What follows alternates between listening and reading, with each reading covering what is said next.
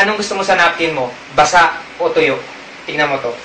These are the two leading brands, the brand M and the brand W.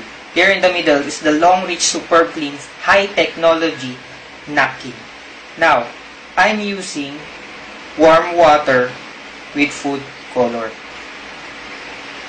Yan. So, ang babae po kasi, nagre-release ng 30 to 80 ml each cycle. So, right now, I'm putting 50 ml each of the pads to test their absorbency. 50 ml po kasi, ito po yung pinakamalakas na pwedeng i-release ng babae sa isang upuan lang. Yan. Alright. Now, kung mapapansin nyo, meron kayong makikitang kulay green na nasa gitna ng Super Clean.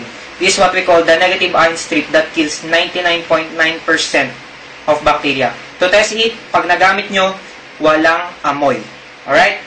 So, to test the absorbency, you'll put it here, put it here, and put it here. Now, other information lang po. The strip helps you to kill dysmenorrhea. Alright? This negative ion strip. Now, ang babae, uupo.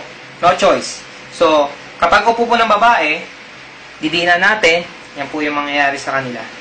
Right? So, dito rin, umupo ang babae. Yan, kung mapapansin nyo, talagang sobrang grabe yung release ng tubig. So, kung mapapansin nyo po, super clean, tuyong-tuyo. Actually, kahit nga po, paluin natin yan, talagang tuyong-tuyo. Alright?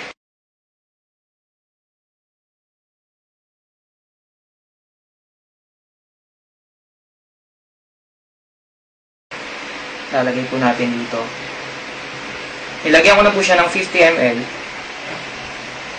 Ayan. Pero kung mapapansin nyo po, unti-unti niyang ina-absorb yung tubig. Alright? Kasi this material can absorb up to 250 ml. So, ang babae, mas makakatipid. Less hassle sa pagpalit, walang dysmenorrhea, walang cervical problems. Imagine, tuyong-tuyo, walang amoy. Alright? Kung lalaki ka, we can do business here. Kasi tayong mga lalaki, connected din naman tayo sa babae. May nanay ka, may anak kang babae, meron kang girlfriend, meron kang asawa, meron kang tita, meron kang kaibigang babae. Alright? So, for questions, you please don't forget to like the page, message me, and we can talk about it. And for an actual demonstration, we can set an appointment. Alright? I'm not selling napkins.